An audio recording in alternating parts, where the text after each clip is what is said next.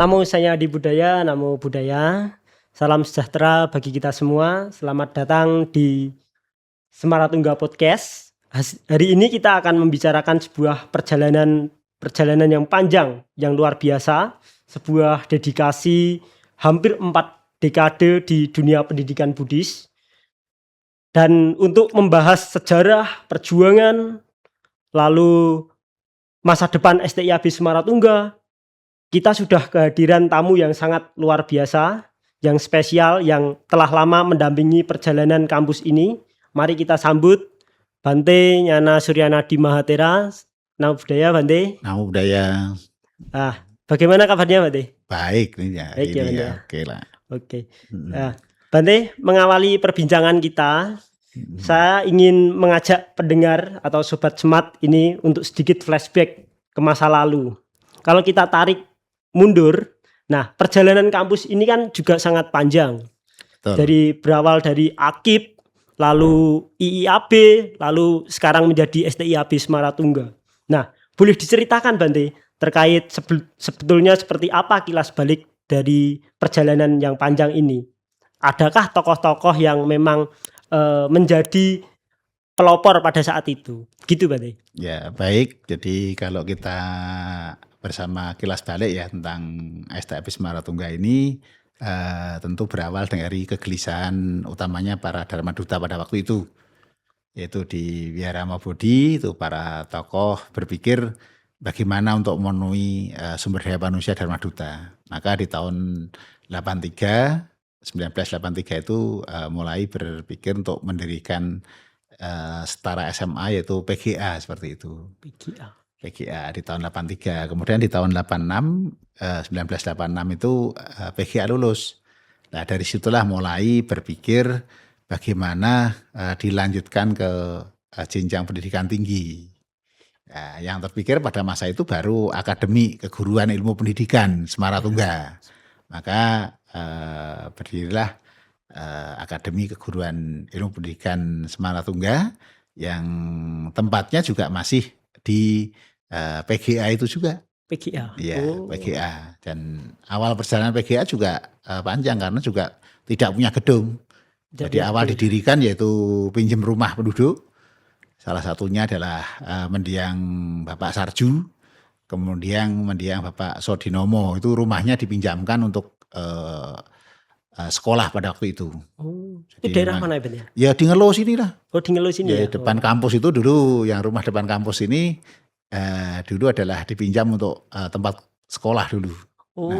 Itu ternyata gitu. Ya, nah di tahun 1986 itu mulai berpikir bahwa kampus ini bagaimana, sekolah ini bagaimana punya lembaga pendidikan tinggi. Maka kemudian membuat AKIP, ya diantaranya tokoh-tokohnya yang sekarang masih ada itu Bapak Dr. Andres Djoko Wuryanto itu. Itu salah satu tim yang gagas pada waktu itu untuk bagaimana ada AKIP seperti itu. Kemudian dari perjalanan panjang ini memang banyak tokoh-tokoh yang terlibat. Utamanya yang secara tidak langsung yang terlibat itu seperti Romo Pratnya Samaya. Romo Pratnya Samaya ini juga membiayai pendidikan pada waktu itu. Membiayai. Kemudian Romo Bodhipala. Ini juga langsung terjun di pendidikan, juga Romo Aryananda. Romo Aryananda ini juga turun dan termasuk juga pada waktu itu yang menjadi ketua itu kan Bu Parwati Supangat, mendiang Ibu Parwati Supangat. Yang beliau memang cukup panjang menjabat di ketua waktu itu adalah berada di Bandung dan juga datang sini pada momen-momen itu untuk membantu perkembangan STIAB ini. Jadi dari tokoh-tokoh ini banyak yang memang terlibat ya, seperti sekarang ini yang seperti Pak Dr. Djoko Wuryanto itu juga salah satu yang memang ikut membidangi karena pada masa itu juga berdiri termasuk tokoh-tokoh yang ada seperti Bapak Sutomo mendiang, kemudian Bapak Sarju mendiang, kemudian ada Bapak yang sekarang itu yang masih ada ya Pak Joko ini, Pak Joko yang memang mikir itu. Dan dari waktu ke waktu berevolusi, maka di tahun 1989 itu berdasarkan keputusan dari Direktorat Jenderal Pembinaan Masyarakat Buddha, dari AKIP ini menjadi Institut Ilmu Agama Buddha waktu itu. Berarti meningkat ya Bante ya? Meningkat gitu. Tapi sesuai dengan perjalanan waktu karena belum memenuhi kriteria institut, maka kemudian berelaborasi menjadi sekolah tinggi. Seperti itu. Itu juga dikeluarkan oleh SK Dirjen juga. Dirjen juga. Jadi dalam konteks ini memang mengawali pendidikan tinggi keagamaan Buddha ini cukup panjang sejarahnya. Gitu. Dan yang lain adalah terkait dengan ya masa-masa ketika AKIP itu kan mulai dari program Diploma 2. Jadi Diploma 2, kemudian Diploma 3, baru terakhir ada ujian strata 1 S1 sarjana. Jadi dulu ya ada yang punya ijazah itu bisa 3. Gitu ya? Jadi ikut ujian Diploma 2, setelah itu ujian Diploma 3, setelah periode berikutnya ada ujian jadi S1.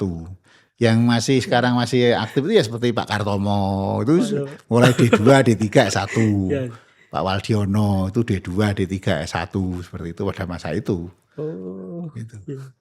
Memang berarti pada masa itu S1 itu masih langka atau gimana berarti? Ya belum ada belum memang, ada ya, belum ada. Belum ada. Khususnya di pendidikan Buddhis loh berarti? Iya, pendidikan tinggi Buddhis. Pendidikan tinggi Buddhis belum ada semua. Belum ada semua? Belum ada semua. Kemudian ada upaya-upaya bagaimana program S1 itu bisa lulus, maka ada dulu ada panitia ujian negara. Ujian negara. Nah, di tahun 97-98 itu mulai ada upaya untuk ujian negara. Ujian negara. Ujian negara. Jadi di ujian negara itulah mulai muncul sarjana. Mulai muncul Agama Buddha waktu itu SAG masih waktu itu. SAG, sarjana agama Buddha, sarjana agama namanya. Tapi sudah institut ya itu waktu itu. Ya, institut. Jadi memang perjalanan panjang itu, Mas. Sangat luar biasa. Jadi proses dari AKIP ke institut itu ada sekitar 8 tahunan ya Pak ya? Nggak sampai, karena kan tahun 89.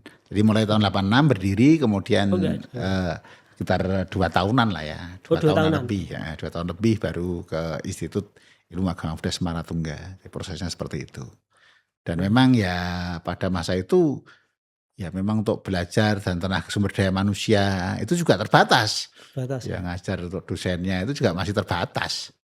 Ya dulu yang ngajar S1 ya kebanyakan juga S1. Karena belum punya S2 gitu. Jadi gimana lagi wong yang ngajar di PGA itu ya sebagian juga enggak sarjana, praktisi-praktisi awalnya. Seperti itu. Jadi pengelolanya pada saat itu ada yayasan yang ngelola nanti? Iya, yayasan dulu di PGA itu Yayasan Sariputta Sadono, kemudian AKIP itu dikelola Yayasan Budayana. Yayasan Budayana itu ngelola AKIP Sekolah Tinggi Ilmu Agama Buddha ini kelola Yayasan Budayana sampai sekarang. Pada tahun berapa itu berarti? Ya mulai berdirinya. Mulai berdirinya ya. Berarti sejak 86 sudah ya. Yayasan Budayana? Iya, betul. Wah, cukup panjang juga. Cukup panjang gitu. Ya memang ya belajar di pendidikan tinggi itu panjang, dan pada awal pengelolaan itu ya kita ya semampunya masing-masing, karena kita memang ya sumber daya kita terbatas, utamanya yang agama Buddha.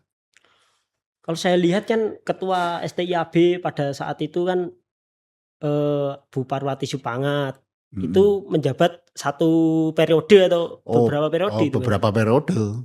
Sampai itu? Ya, kemudian berikutnya Pak Kartomo, kemudian Bante Sasana Bodhi, itu Pak Kartomo juga beberapa periode, kemudian baru Bante Diti, dan sekarang Bante Karuno itu, Bante Yana Karuno. Jadi perjalanan panjang, Pak itu juga panjang. Gitu. Pada saat itu berarti program studi cuma Dharma Acarya itu ya Bante ya? Iya, dulu Dharma Acarya, kemudian di tahun 2000-an sekian berubah pendidikan keagamaan Buddha. Baru keluar gelarnya SPDB. SPDB. Nah, kemudian berikutnya baru berubah lagi menjadi SPD aja semua kependidikan, seperti itu. Oh gitu berarti. Oke. Baik Bante, berbicara tentang perkembangan, rasanya saat ini kita sedang berada di titik yang sangat membanggakan karena STIAB Semartungga kan juga sudah mencetak milestone luar biasa, akreditasi unggul di program studi S1 PKB dan S2 PKB. Dan jurnal kita pun juga sudah terakreditasi Sinta 2 dan Sinta 3 gitu. Apalagi saat ini kita juga terindeks di Webometric itu peringkat 1 PTKB sejak tahun 2024 hingga 2026. Nah, itu kan juga pencapaian yang sangat luar biasa. Jadi memang harus dipertahankan kalau bisa ya Bante ya. Ya memang pencapaian-pencapaian itu ya sebuah mimpi ya. Sebuah mimpi dan juga konsistensi kita untuk mengelola kelembagaan ini agar penjaminan mutu pendidikan itu tetap terjaga dengan baik. Jadi ya sekurang-kurangnya lah para alumni itu punya bekal pengetahuan dan juga cara pandang yang berbeda lah sebelum kuliah dengan dibanding sesudah kuliah. Sehingga bisa membantu utamanya adalah perkembangan agama Buddha ya. Kalau yang pada awal tuh khususnya di program studi pendidikan keagamaan Buddha, utamanya menyiapkan guru-guru karena banyak alumni-alumni yang di lapangan juga udah banyak yang memang memegang peran penting di masyarakat. Jadi kalau pada waktu itu kita nggak investasi pendidikan ya kita nggak bisa. Jadi memang investasi jangka panjang dan kita nggak pernah berpikir bahwa nanti akan terjadi kemajuan yang seperti kita rasakan sekarang. Karena proses akreditasi itu sendiri juga panjang. Karena memang STIAB Semartungga itu termasuk satu-satunya perguruan tinggi yang pada tahun 2010 itu yang terakreditasi duluan. Oh, pertama itu pun, ya? Pertama. Dan itu memang pekerjaan yang susah. Dan waktu itu kan susah untuk berliterasi, gimana caranya. Punya borang, belajar ngisi borang itu berulang kali pun ya memang belajarnya agak sulit. Sulit sekali pada waktu itu. Sekarang kan sudah disediakan oleh aplikasi, pedoman, panduan, bahkan lengkap gitu loh.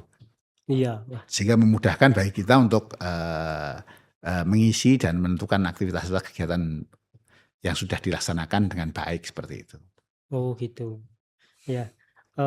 Dengan lompatan kualitas akademik yang semakin maju atau berkembang ini, mengapa ya Bante ya? Saat ini dulu kan STIAB mau perkuliahan aja gedungnya pinjam. Sekarang kok bisa punya sendiri itu. Babat alasnya itu seperti apa itu Bante? Ya memang awal perjalanannya itu pertama membangun seperti di PGA itu pada waktu itu saya juga salah satu siswa di PGA ya dan lulus pertama kali juga. Oh gitu. Tahun 86. Jadi kita mau lulus tuh baru ke gedung. Oh gitu. Kemudian setelah mulai ada akib, ada bantuan juga dulu dari bantuan presiden juga gedung itu pada waktu itu. Gedung yang lama yang sekarang udah kita gitu. robohkan dan kita mau bangun ulang itu. Oh itu. Itu dulu pernah salah satu juga bantuan dari pemerintah dulu. Khususnya kemudian baru ya pelan-pelan kita bangun secara bertahap seperti itu. Jadi ya tidak sekaligus seperti kayak gedung ini yang sudah sampai ke lantai 4 ini juga prosesnya bertahun-tahun. Bertahun-tahun ya itu ya? Iya, dari lantai dasar tuh bertahun-tahun baru kedua. Itu berarti nyicil ya? Ya, tidak ya nyicil ya. Ada dana dikit dinaikkan satu ruangan. Sedikit dinaikkan satu ruangan begitu. Jadi bukan nyicil lagi ya pokoknya ya semampunya karena ya kemampuan yayasan pada masa itu juga dana terbatas juga sehingga ya butuh lah. Dan salah satu juga yang memperkasai ngajar pada masa itu yaitu ada seorang Bante yaitu Bante Dharma Surabumi. Itu yang pertama kali berdirinya kampus ini beliau mengajar meditasi dan juga mengajar basic-basic agama Buddha ya Bante Dharma Surabumi Mendiang. Oh gitu. Ya. Itu menjadi alasan nama beliau ditempelkan di gedung ini ya Bante? Ya, di antaranya itu karena beliau adalah yang pertama kali memang aktif untuk ada di pendidikan di sini. Tapi pada awal-awalnya juga untuk membangun Seperti bangun PGA itu dulu juga salah satu modal awalnya yaitu dari mendiang Bante Asin Jenera kita. Oh, Bante Asin Itu Jenera jadi kita. Bante Asin Jenera kita itu memberikan modal awal untuk membangun PGA itu. Itu pun Oh, perjalanannya bangun PGA itu juga bisa 2-3 tahun baru bisa selesai. Karena iya. mulai mengadakan tanah, mengadakan apa. Jadi nggak tiba-tiba bangun cepat begitu, nggak begitu. Jadi butuh proses panjang gitu.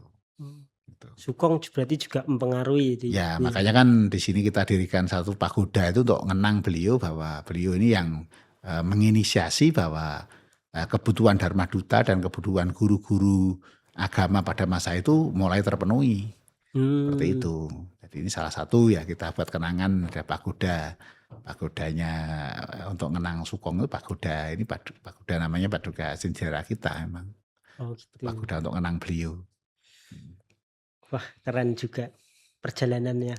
Berarti pada masa itu juga tapi mahasiswa pada masa itu juga sudah banyak atau gimana berarti? Yo mahasiswa juga belum banyak, Belum mahasiswa banyak? juga sedikit-sedikit, tapi memang bergulirnya waktu ya dari waktu ke waktu, kemudian mulai mereka banyak berdatangan untuk kuliah dan kemudian setelah selesai D2 dan D3 itu langsung bisa dapat beraktivitas di berbagai daerah.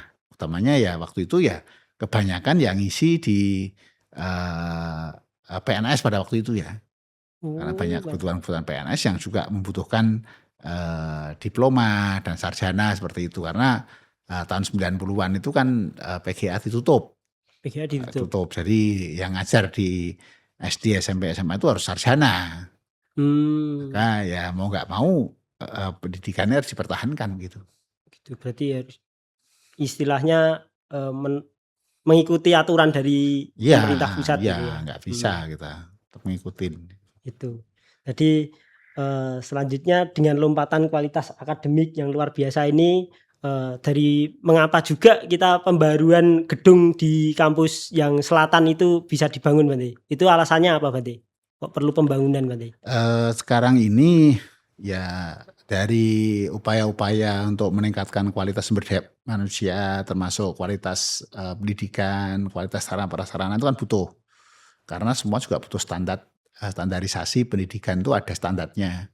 Sehingga butuh ruangan, butuh kelas yang mencukupi. Nah, sekarang ini kan termasuk kurang ya. Jadi kita banyak prestasi yang kita raih, tapi sarana prasarana yang mendukung itu butuh juga banyak. Karena seperti ruang dosen, ruang-ruang yang lain itu kan nggak cukup. Nggak cukup. Sehingga ini membutuhkan bagaimana kita juga mulai membangun dan sekarang mulai proses sudah proses mulai dari pondasi atau untuk bagian dasar itu kan sedang proses seperti itu ya. Semoga nanti bisa lancar lah. Bisa lancar. Jadi untuk mencukupi pembelajaran karena program studi juga bertambah ya Bante. Iya. Jadi memang harus dikembangkan gitu. Ya kalau sekarang ini kan kita punya program studi seperti program studi kayak seni itu seni dan budaya. Ini kan juga butuh ruangan khusus untuk seni. Kemudian program studi bisnis manajemen juga butuh lab, butuh tempat-tempat yang memang digunakan untuk aktivitas-aktivitas yang mendukung program bisnis manajemen gitu. Nah, ini memang butuh seperti itu dan utamanya adalah ketika kita sudah memiliki prodi, ada 4 prodi yang utama di sini adalah butuh ruangan, baik ruangan kelas maupun ruangan penunjang yang lain seperti itu. Iya. Wah luar biasa sekali perjalanan dan dedikasi para perintis, proses STIAB Semaratungga sejak zaman lama pendirian sejak tahun 86 hingga menjadi sekarang itu perjalanannya sangat panjang.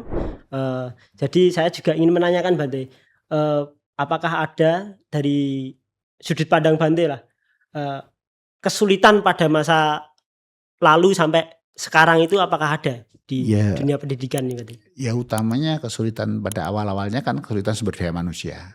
Utamanya tenaga dosen lah ya. Tenaga dosen. Jadi sulit untuk cari dosen-dosen yang pada masa itu S2 itu susah. Maka Susah ya? kemudian berupaya di tahun 2014 itu sudah mulai meluluskan ya. Itu kemudian ada program S2 jadi mulai tercukupi kebutuhan itu. Sebelumnya susah. Mmm, Dan buka program Magister Pendidikan Keagamaan Budaya ini juga suatu proses yang panjang karena ya kaitan dengan sumber daya manusia dan yang lain. Jadi mau tidak mau ya harus mencangkok dari dosen-dosen dari kampus-kampus yang lain yang punya sumber daya manusia utamanya di S3-nya ya. S3 ya? S3-nya yang bisa ngajar di sini. Seperti itu. Jadi titik balik dari kesulitan itu kita mencoba mengajak dosen-dosen dari luar ya, Bang, ya, pada masa itu? Ya yang ngajar kita minta dari luar, emang kita belum mencukupi sumber daya kita. Oh, Belum punya untuk dosen S3 yang cukup. Baru beberapa orang saja yang kita bisa rekrut untuk pengembangan kampus kita ini. kalau dosen-dosen yang lama itu Dosen sudah lama pensiun atau gimana ya waktu itu? bukan, dosen lama kan dosen hanya membantu mengajar kebanyakan karena Oh, mengajar. kita dosennya memang kurang ya pada waktu itu. Ya kalau sekarang ya kebutuhan untuk memenuhi minimal 5 dosen di program studi itu ya sudah terpenuhi dengan baik. Awalnya juga sulit, kita juga dulu dari luar lah cari kesulitannya. Kalau dari luar itu harus punya dokumen-dokumen yang cukup. Lah kita nggak bisa dengan cepat seperti itu. Iya iya. Maksudnya itu. Oke, mungkin itu ya, Bang, ya. Jadi, Ya, perjalanan STIA Bisma Tungga memang mungkin masyarakat sini sudah mengetahui lah sejarahnya seperti apa. ya, Jadi memang, eee, layak diberikan apresiasi yang tinggi karena STIA Bisma Tungga ini juga mencetak lulusan yang sudah tersebar di Indonesia ya, Bang, ya? ya. Kalau kita sebar ya mulai dari Aceh sampai Papua sana lah. Tersebar Jadi semua ya, Bang, ya? tersebar semua di semua provinsi ada alumni kita itu. Oh, Semua provinsi. Jadi memang tujuan kita seperti itu. Jadi kita menyiapkan sumber daya manusia yang bisa disebar kemana-mana. Sehingga ya paling tidak membantu lah ya. Membantu kita untuk ikut mengembangkan Dharma ini di berbagai tempat. Dan gitu, keterbatasan kita kan untuk akses ke mana-mana kita kan terbatas. terbatas. Sumber tenaga kita juga terbatas. Gak mungkin. Karena pengalaman ini sebenarnya berangkat dari saya juga pengalaman sebagai biku muda waktu itu keliling di Lampung setahun. Setelah keliling setahun itu kemudian saya tanya di tempat yang sama setahun kemudian itu saya tanya, saya setahun yang lalu ceramah ini masih ingat nggak? Nggak ada yang ingat. Karena nggak ada yang ingat ya saya mikir kalau saya keliling sampai mati pun nggak ada artinya. Iya iya iya. Kemudian diminta bantu di pendidikan ini lah baru di ini akan lebih pas daripada sekedar kita untuk pembinaan rutin keliling saja. Karena keliling tidak menghasilkan sumber daya yang bisa tinggal di tempat itu. Oh, berarti Gitu. pada masa itu,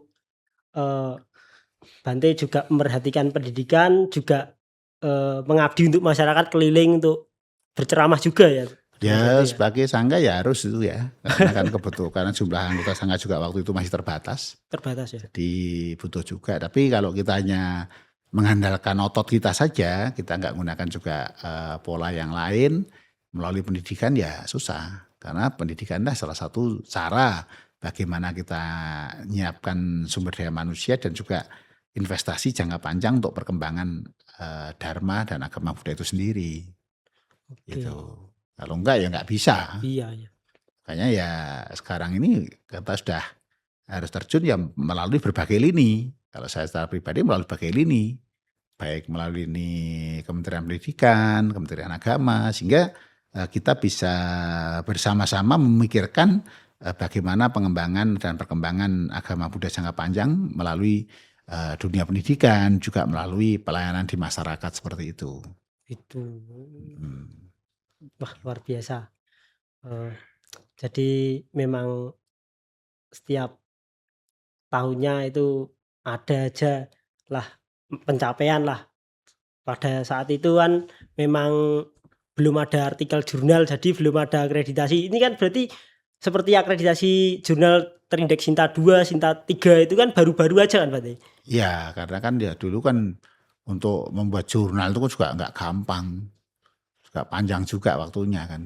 Karena kan memang untuk punya jurnal yang konsisten itu sulit memang, nggak gampang. Walaupun kita terbit beberapa artikelnya tidak banyak, tapi nggak gampang.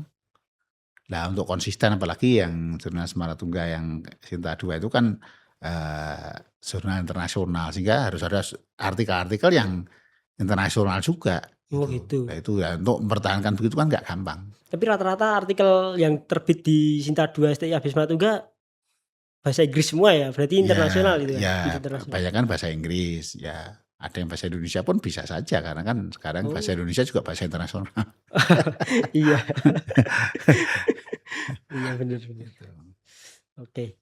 Jadi kalau dilihat STI Abis Matungga ini nanti mau menuju arahnya ke institut nggak berarti? Kira-kira berarti? Ya salah satu untuk mempersiapkan sarana prasarana itu salah satu ya ke arah institut, syukur bisa ke arah universitas. Itu kan satu harapan ke depannya. Karena kalau tidak kan kita nggak bisa leluasa untuk mengembangkan prodi-prodi yang lebih luas begitu. Hanya dua prodi saja kan nggak cukup. Iya, iya. Itu kalau hanya sekolah tinggi saja nggak cukup untuk mengcover kebutuhan-kebutuhan di masyarakat, utamanya masyarakat Buddhis seperti itu. Oh. Oke Bante. Jadi saya mau tanya Bante, setelah melewati beberapa masalah perjuangan dari sejak tahun 86 hingga tahun 2026 ini, harapan Bante untuk STI Abis Matungga ke depan itu bagaimana Bante? Ya harapannya ya kita terus harus meningkatkan kualitas kita, baik kualitas secara akademi, kemudian kualitas kemudian proses pembelajaran yang kini memang menghadapi tantangan karena perubahan-perubahan yang begitu cepat, utamanya perubahan-perubahan teknologi ya. Ya. Nah, ini kan mau nggak mau STW Semaratungga itu harus move on ya, move on ke arah bagaimana mengikuti perkembangan global ini menjadi bagian yang tidak terpisahkan bagaimana kita melakukan inovasi. Karena kalau kita nggak melakukan inovasi, ya tentu ke depan akan ditinggalkan masyarakat itu. Dan ya sampai sekarang sih, kalau kita di STW Semaratungga itu bagaimana kita melihat perkembangan teknologi dan bagaimana para mahasiswa itu bisa terampil teknologi ya itu salah satu core ya. Core yang sejak awal karena kita tahun 90-an itu kita sudah pakai komputer di sini. Oh, sudah punya komputer ya pada waktu Komputer itu? walaupun komputer pada waktu itu masih komputer yang pakai disket itu, tapi kan dalam konteks tertentu walaupun kita berada di daerah ya, di daerah kabupaten bahkan di desa gini, mungkin dianggap kita ketinggalan zaman gitu, tapi kita nggak merasa ketinggalan zaman. Iya. Karena tahun 90-an aja kita sudah pakai komputer dan kita itu jadi lab untuk salah satu mahasiswa juga harus terampil pada waktu itu. Sehingga wah, punya komputer pada tahun 90-an berarti sudah punya akses internet juga pada masa itu berarti? ya boro-boro internet gitu loh, belum ada. Oh, belum ada internet? Belum ada internet. Nah, terus fungsinya komputernya untuk komputer kan bisa untuk belajar ketik. Pada waktu itu belajar ngetik, belajar ya. Apa itu bukan suatu yang gampang. Jangan bayangkan sekarang. Dulu itu bisa ngetik komputer itu udah hebat pakai disket itu. Berarti gitu. Meskipun punya komputer tapi belum bisa akses jaringan internet. Jaringan internet kan gitu baru kapan? Lalu belakangan ada jaringan internet itu termasuk baru itu. Sampai tahun 2000-an itu belum ada internet itu kita. Jadi tahun-tahun 90-an itu masih pakai ya ada internet tapi kan belum sampai ke daerah gini. Oh gitu. Saya mau internet aja kemudian bikin email aja harus ke Salatiga sana. Oh harus ke Salatiga ya? Iya. Udah bisa akses di sini komputernya dan jaringannya juga belum ada gimana. Gitu. Waduh. Internet ternyata nggak ada tapi. Itu. Di perjalanannya memang cukup panjang itu. Jadi maka sekarang ini kita bisa akses internet dengan luasa itu salah satu kemudahan yang tentu kita syukuri gitu. Awal-awal Untuk cari jaringan internet ke sini itu nggak gampang. Nggak gampang. Oh, di kota-kota aja waktu itu masih agak susah kok. Di kota aja susah ya. Tahun 90-an mana ada internet? Nggak ada. Oh, nggak Belum ada. ada. Belum. Lah tapi email itu kan? Iya, tapi kan belum bisa akses gimana. Tahun-tahun itu, setahu saya itu tahun 90-an itu masih ada internet itu mungkin bisa di web, bisa di email gitu, belum bisa diakses masyarakat secara luasa. Oh gitu ya. Iya, Berarti orang-orang tertentu yang bisa akses itu. Iya, mulai ada itu kan sudah mulai ada handphone itu mulai. Oh, handphone pada saat ada handphone awal-awal aja belum ada internetnya, handphone itu hanya untuk call aja. Untuk call aja. Wah, berarti proses pengerjaan sebagai mahasiswa ngerjain skripsi, tesis gitu mungkin kalau kembali ke masa itu, wah kesusahan sekali itu. Waktu itu walaupun nulis skripsi itu para mahasiswa sudah pakai komputer. Karena di lab itu bisa ada komputer bisa dipakai. Iya. Walaupun pakai disket ya. Pakai disket. Tapi mencari sumber itu kan berarti pakai buku. Pakai buku lah. Oh, di sini harus perpus lah. Buku manual itu carinya. Baca ketik gitu ya. Baca ketik, ditulis tangan dulu. Aduh. Tulis tangan dulu baru diketik di komputer gitu. Oh, wah. Dan pada awal-awal juga masih nulis gitu masih pakai ada mesin ketik biasa. Mesin ketik biasa ya. Awalnya, tapi kan di sini lihat udah mulai nulis pakai komputer lah tahun 90-an udah ada kok. Jadi mereka justru ketika di lapangan ya biasa dengan komputer karena udah di sini udah juga biasa belajar gitu loh. Iya. Di sana ketemu ya tidak asing gitulah. Pada waktu itu ada mahasiswa itu diterima sebagai guru di satu SMK itu di Kota Palembang itu. Tiba-tiba dia sekarang saya jadi koordinator mata pelajaran komputer Bante. Saya kaget juga. Kamu koordinator komputer? Iya Bante. Saya kaget juga. Saya tanya, emang kamu belajar apa? Karena di sini kan taunya dulu pakai MS Word itu belum ada. Belum ada ya? Belum ada. Masih pakai WordStar gitu dulu. WordStar. Perintah-perintahnya panjang gitu kalau Batak itu. Beda sama sekarang lah. Iyalah, itu memang ya kemajuan. Kemajuan, perubahan yang jelas itu berarti. Ya, perubahan dan juga kemajuan sekarang ini seperti itu. Oke. Jadi kita lihat STIAB Semaratuga saat ini sedang proses pembangunan kampus di Jalan Ngelo, Kali Gentong. Pada saat ini kampus STIAB Semaratuga sudah dibongkar dan akan dibangun mungkin targetnya 1 tahun ke depan ya Pak ya? Mudah-mudahan seperti itu targetnya setahun lah. Oke, mudah-mudahan 1 tahun selesai. Jadi bagi teman-teman Sobat Smart yang ingin berkontribusi terhadap pembangunan dan kemajuan pendidikan Buddhis di Indonesia, teman-teman bisa mendukung. Nanti bisa dilihat di caption di bawah. Jadi nanti teman-teman bisa berkontribusi dan berandil dalam pembangunan gedung STIAB Semaratuga yang saat ini dibangun gitu. Mungkin itu saja ya Bante. Mungkin ada close statement Bante? Ya, sekali lagi kami juga sampaikan kepada seluruh masyarakat yang tentu selama ini memberikan support dan dukungan kepada STIAB Semaratuga. Dan kini kami sedang punya kerja besar yaitu sedang merenovasi ulang kampus untuk kepentingan pembelajaran dan juga untuk kepentingan perkantoran. Ya silakan para masyarakat atau Bapak Ibu saudara sekalian untuk bisa turut serta mewujudkan keinginan kami agar STIAB Semaratuga ke depan bisa lebih maju dan terus berkembang. Oke, baik, terima kasih. Mungkin itu saja Bante pada podcast hari ini. Terima kasih. Namo saya di budaya, namo budaya. Namo budaya.